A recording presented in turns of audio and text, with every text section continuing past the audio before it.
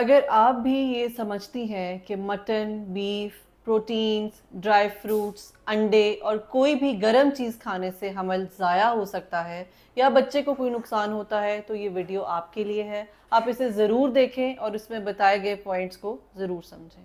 میں ہوں ڈاکٹر سعدیہ ممتاز اور آپ دیکھ رہے ہیں گائنی ٹاکس. اس ویڈیو کو بنانے کا مقصد یہ ہے کہ کلینک پہ آنے والی موسٹلی جو خواتین ہیں ان کو کیونکہ ڈائٹ سے بہت زیادہ کنسرن ہوتا ہے، ان کو جو ڈائٹ بتائی جاتی ہے اس کے جواب میں پہلی جو کامنٹ آتا ہے، پہلا جو ڈبیٹ آتی ہے کہ ڈاکٹر صاحب یہ تو گرم ہے، یہ تو سنا ہے کہ یہ کھانے سے جو ہے وہ بچے کو نقصان ہوتا ہے اور یہاں تک کہ اگر شروع کا حمل ہو تو حمل ضائع بھی ہو سکتا ہے. میری اس بات کو ذہن نشین رکھیں کہ وہ پریگنینسی جو ہارمونلی بیلنسڈ ہے، جینیٹیکلی اسٹرانگ ہے اور فزیکلی ہیلدی ہے، اس پریگنینسی کو آپ کسی صورت بھی کھانے پینے کی چیزوں سے ضائع نہیں کر سکتے. یہاں تک کہ میرے پاس ایک پیشنٹ آئیں جنہوں نے بتایا کہ ان کے آلریڈی 4 بچے ہیں اور اب وہ پریگننٹ ہوئی ہیں. انہوں نے اس چیز کو بادر نہیں کیا، 2-3 مہینے گزر گئے، پیریڈز نہیں ہوئے، پریگنینسی ٹیسٹ نہیں کیا، چیک نہیں کیا تو پتہ چلا کہ پریگنینسی پازیٹیو ہے. اور وہ خاتون میرے پاس ابارشن والی 20 گولیاں کھا کر آئی تھیں اور اس کے باوجود بھی ان کا مس کیریج نہیں ہوا. اس ویڈیو میں اس پوائنٹ کو بتانے کا، سمجھانے کا مقصد یہ ہے کہ اگر آپ کی پریگنینسی ہیلدی ہے تو اس کو جب ابارٹک ٹیبلٹس وہ بھی 20 گولیاں ضائع نہیں کر سکیں تو انڈے، مٹن، بیف، پروٹینز آپ کی پریگنینسی کو ضائع نہیں کریں گے. حمل ضائع کب ہوتا ہے؟ حمل ضائع ہوتا ہے کہ اگر ماں کو کوئی میڈیکل ڈس آرڈر ہے، ماں کو کوئی آٹو امیون بیماری ہے یا ماں کے ہارمونز جو ہیں وہ امبیلنسڈ ہیں. کئی دفعہ پریگننٹ خواتین کا خون جو ہے وہ بہت گاڑھا ہوتا ہے، ایون کہ پریگنینسی سے پہلے. پریگنینسی اٹ سیلف خون کو گاڑھا کرتی ہے، لیکن کچھ خواتین ایسی ہوتی ہیں جن کا بیفور پریگنینسی ہی خون گاڑھا ہوتا ہے. سو جب پریگنینسی ہو جاتی ہے تو خون ڈبل گاڑھا ہو جاتا ہے، اور جب خون گاڑھا ہوتا ہے تو بچے تک پہنچنے میں وہ اس کو دقت ہوتی ہے اور پراپر نہ تو بچے کو خون کی سپلائی جاتی ہے اور نہ ہی بچے کو آکسیجن سپلائی جاتی ہے. اس کی چھوٹی سی مثال میں آپ کو اس طرح سے دوں گی کہ اگر آپ بوتل میں پڑا پانی الٹا کر دیکھیں اور ساتھ ہی آپ دوسری بوتل میں پڑا شہد الٹا کر دیکھیں تو آپ یہ دیکھیں گے کہ پانی کا فلو جو ہے وہ شہد سے زیادہ ہے. وہ کیوں ہے کہ پانی پتلا ہے اور شہد گاڑھا ہے.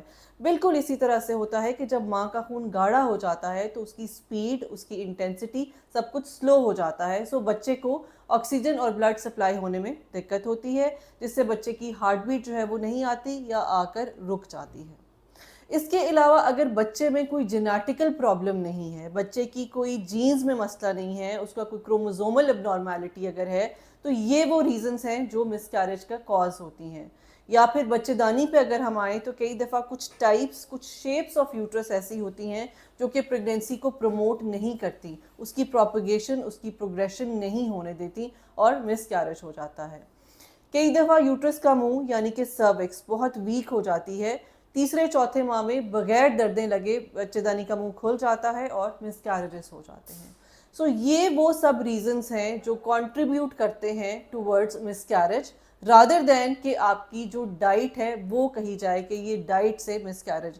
ہاں یہ ضرور ہو سکتا ہے کہ بیک گراؤنڈ میں ایکچوئل میں ریزن کچھ اور ہو، یہ فوڈ لیا گیا ہو اور مس کیریج ہو گیا تو ان کو اس سے ریلیٹ کر دیا جاتا ہے کہ کیونکہ تم نے یہ کھایا تھا، کیونکہ یہ گرم تھا تو اس وجہ سے مس کیریج ہو گیا.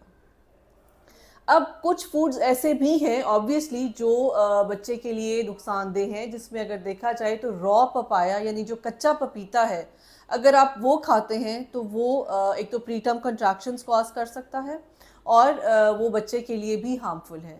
یہاں تک کہ پائن ایپل میں انزائمز ہوتے ہیں وارملین، وہ پائن ایپل اکثر بلکہ میں کہتی ہوتی ہوں کہ آپ اگر 9th منتھ میں ہیں تو آپ پائن ایپل یعنی اناناس ضرور لیں، بیکاز وہ سروکس کی ڈائلیٹیشن میں ہیلپ کرتا ہے اور وہ ایزیلی جو ہے یوٹرس کا منہ کھلنے لگ جاتا ہے. لیکن اگر آپ اپنی ارلی پریگنینسی میں یہ لیتے ہیں تو پھر اس میں پرابلم ہو سکتی ہے، پھر آپ کا جو مس کیریج ہے وہ ضرور ہو سکتا ہے اگر یہ سب کچھ را ہو.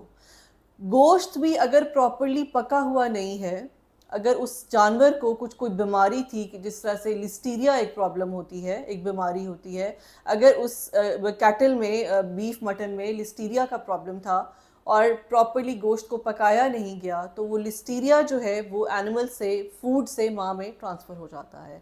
تو اس کی ریزن بھی گوشت نہیں ہے, اس کی ریزن ہے کہ اس کھانے کو صحیح طرح سے پکایا نہیں گیا یا اس کی صفائی صحیح طرح سے نہیں کی گئی, جس کی وجہ سے لسٹیریوسس جو ہے وہ مدر میں ہو جاتا ہے اور that leads to miss carriage.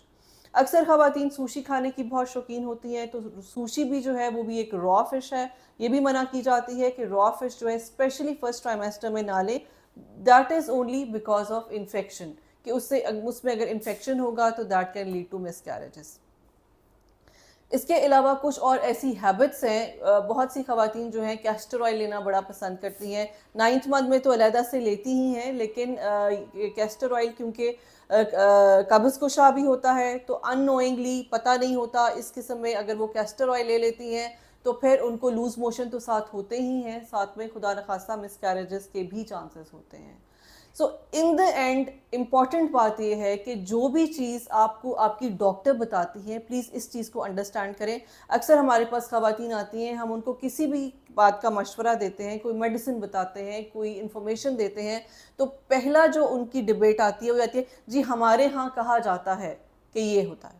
تو میں ہمیشہ ان سے کہتی ہوں کہ ان میں سے اگر کوئی ڈاکٹر ہیں بلکہ گائنیکالوجسٹ ہیں جنہوں نے یہ کہا ہے تو پھر تو آپ اس بات پہ ضرور یقین کریں. لیکن اگر محلے کی خواتین, فیملی کی بڑی بوڑھیوں کی اگر آپ بات سن رہے ہیں تو پلیز اس کو ڈاکٹر کے نالج کے ساتھ کنفیوز نہ کریں, بلکہ آپ لوگ اس کو اپ گریڈ کرتے ہیں. آپ کہتے ہیں ڈاکٹر ایسے ہی لکھ کر دے دیتے ہیں, ڈاکٹر یہ دوائیاں ایسے ہی دے دیتے ہیں, ڈاکٹر ایسے ہی کہتے ہیں. ڈاکٹر ایسے نہیں کہتے ہیں. ہم نے سالوں کی ریسرچز کر کے, پڑھائی کر کے, محنت کر کے ہم اس سٹیج تک پہنچتے ہیں کہ ہم آپ کے اور آپ کے بچے کی بہتری کے لیے آپ کو بہترین طور پر گائیڈ کر سکتے ہیں.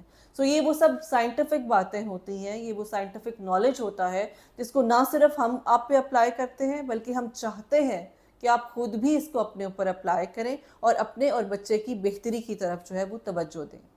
آج سے اب آپ جو بھی خواتین میری یہ ویڈیو دیکھ رہی ہیں, پلیز اس بات پہ ضرور میرے ساتھ عہد کریں کہ کھانے کی کوئی بھی چیز جو ہے جو کہ ہیلدی ہے, بلکہ اکثر میں ویڈیوز میں بھی کہتی ہوں, میں اپنے پیشنٹس کو بھی کہتی ہوں کہ جو چیز حلال ہے, جو ہیلدی ہے اور جو آپ کو ہضم ہو رہی ہے, یہ چیزیں آپ نے اپنی پریگننسی کے دوران ضرور کھانی ہے, ان کا کوئی نقصان نہیں.